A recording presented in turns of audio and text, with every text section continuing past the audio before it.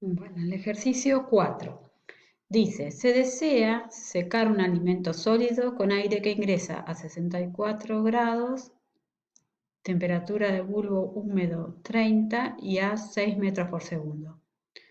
El flujo de aire es paralelo y el proceso se realiza en el periodo de velocidad constante. Determinar la velocidad de secado y calcular la densidad del aire de secado. Tenemos el dato de calor de vaporización.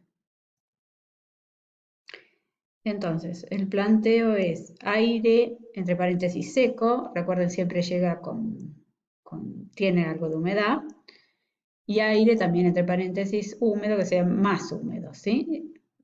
Nos puede averiguar la velocidad de secado en el periodo constante, y tenemos como datos la velocidad que ingresa el aire, la temperatura de bulbo seco, que son los 64 grados con los que ingresa el aire de secado, la temperatura de bulbo húmedo, que es la temperatura del alimento. Recuerden que en el periodo de velocidad constante, la migración de agua líquida desde el interior del alimento hacia la superficie es mayor que la velocidad con que se evapora el agua desde la superficie en el aire, hacia el aire. Entonces siempre en el alimento hay una capa de agua líquida.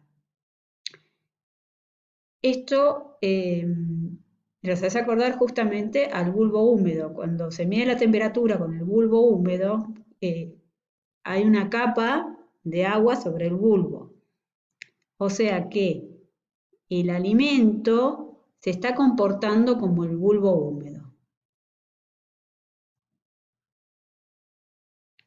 Entonces, planteo la ecuación de la velocidad de secado para el periodo constante. Tenemos que averiguar la constante Hc. Tenemos temperatura del aire y la de la superficie del alimento. Y el calor, que es dato. Para calcular Hc para flujos paralelos, les pongo también acá entre paréntesis Ks, puede aparecer en algunos libros, ¿sí? Entonces, como el flujo es paralelo, la constante tiene esta expresión. El flujo másico de aire, este caudal, sería densidad de aire por volumen de aire.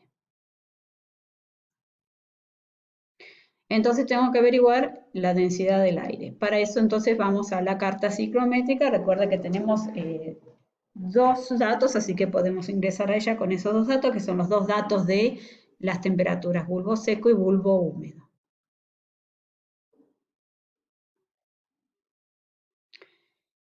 El aire, recuerden que es aire seco más agua y ocupa un volumen específico, que también lo obtengo el dato de la carta ciclométrica. Entonces, con 64 de temperatura de bulbo seco, 30 de temperatura de bulbo húmedo, obtengo el punto de intersección. El contenido de agua, trazo la línea paralela acá al eje de las X vendría a ser, y leo el contenido de agua, en ese caso 0,012 kilos de agua por kilo, acá me olvidé, de aire seco. Miren bien las unidades cuando ven la carta ciclométrica porque cambian, de hecho cambian, ¿sí? Bueno, ¿y cómo averiguo el volumen que ocupa ese aire? Son estas líneas paralelas de los volúmenes específicos, ¿sí? Tengo mi punto acá, la línea es esta, bajo, y leo acá el volumen específico, en este caso 0,97 metros cúbicos por kilo de aire seco.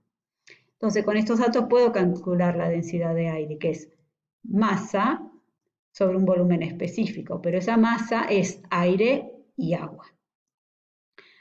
Tenemos entonces que con este dato, sé que para un kilo de aire tengo 0,012 kilos de agua y que esto me ocupa, ¿sí? Por averiguar en la carta ciclométrica, 0,97 metros cúbicos por kilo.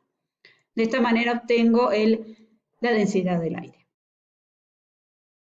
Entonces ahora puedo volver a la ecuación 2, calcular la constante y la velocidad.